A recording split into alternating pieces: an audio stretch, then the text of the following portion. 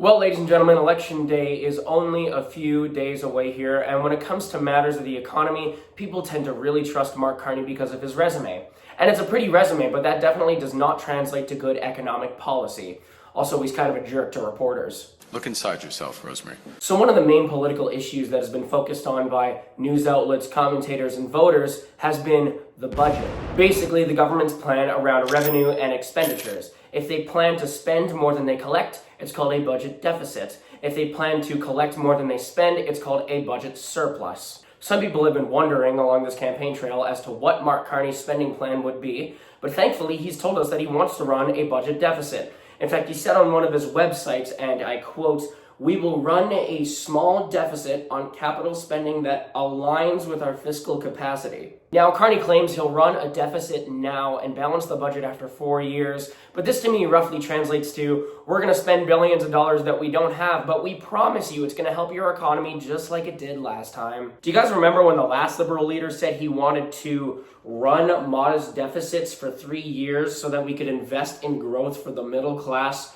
and credibly offer a plan to balance the budget in 2019? Well, as a surprise to absolutely no one, that balanced budget never came. And now we're supposed to believe that things are going to be so much different with Mark Carney, even though he lays out the exact same plan, with the exact same party, with the exact same caucus. Why? Is it because he went to Oxford? I'm not the only one raising these concerns. The Canadian Taxpayers Federation asked Canadians, will Carney actually balance the budget after 3 years? And 58% of Canadians responded with skepticism. Now, I know some of you may be thinking deficit spending is okay because it helps invest in growth for the middle class. And sometimes, yes, it does. Government spending can be fantastic for our GDP. In fact, when it comes to infrastructure bills, it actually directly spikes GDP. But some of the government spending initiatives from the Liberal Party are questionable, to say the least. Useful spending helps us, but wasteful spending is just that, wasteful. So let's you and I have a look at where Mark Carney wants to spend. Mark Carney said on one of his websites, and I quote,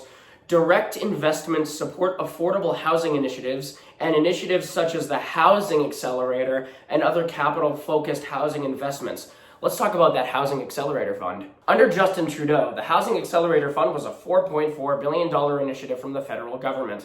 The first round of funding, $4 billion. The 2024 budget added another $400 million of spending. What was the result from all of this? We still have a very real housing crisis in Canada. Nice going, guys. $4.4 billion towards a black hole of a housing plan that didn't build the houses that it promised. And now Mark Carney wants to put more money into that fund, spending more money that we don't have on a housing program that's already failed. And as for corporate welfare, Mark Carney has not said a thing about cutting it. And yet, a study from the Fraser Institute found that corporate welfare cost Canadian taxpayers around $350 billion between 2007 and 2019. Corporate welfare drains the budget and does nothing to help the average Canadian. Any serious leader who even cared a shred about fiscal responsibility would cut corporate welfare immediately. It does nothing for us. And honestly, you guys, I'm certain that Mark Carney loved the taste of his sweet, sweet corporate welfare subsidies when he was the head of Brookfield Asset Management. Funny watching the guys who have benefited most from the system do absolutely nothing to fix it. And does Mr. Fiscal Responsibility over here have any plan to cut this? No, nada. Zip. And of course, how could we forget about the foreign aid spending? According to Global Affairs Canada, during Justin Trudeau's time in office, Canada allocated around $22.4 billion to foreign aid. In just one fiscal year alone, 2022 to 2023, we dispersed $15.5 billion in international assistance. And our supposed responsible banker, Mark Carney, won't even mention cutting any of this spending. Seems like he's more concerned about looking generous on the world stage than actually helping Canadians. It's so funny watching our politicians send billions of dollars abroad while our people are struggling with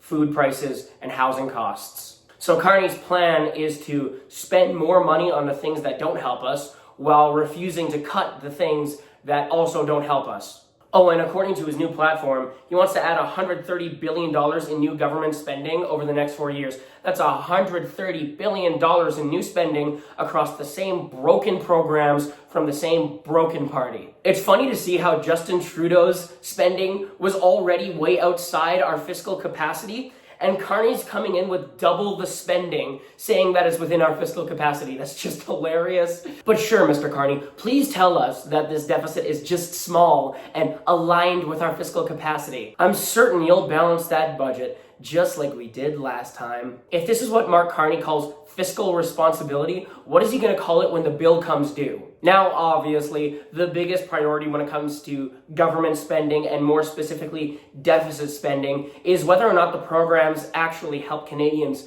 But there's another question to be raised here. What kind of effect does this kind of spending have on our money supply, and more specifically on inflation? Well, governments run deficits all the time, and people usually ask, why don't they just raise taxes to patch up the debt? Well, they could, or they could just create money. And when you create money, you create inflation. And it gets really bad when inflation is very high and GDP growth is very low. And by the way, I will be harping on Mark Carney's plan for GDP growth another time. Now here's the thing, when governments create inflation, they actually benefit in the short run. They collect more nominal revenue and reduce the real value of debt. This concept is known as the inflation tax. The inflation tax is how governments pay for spending without actually raising taxes. It's sneaky, it's easy to hide. So yeah, Mark Carney might say he wants to lower taxes, but if he just replaces taxes with inflation, are you really paying any less? I mean, it seriously looks like Justin Trudeau had more restraint than this enlightened individual. And of course, let's not forget, liberal restrictions on energy like C69 jack up prices anyways. So no matter how you slice it, with the liberals, you get inflation. And this is part of the reason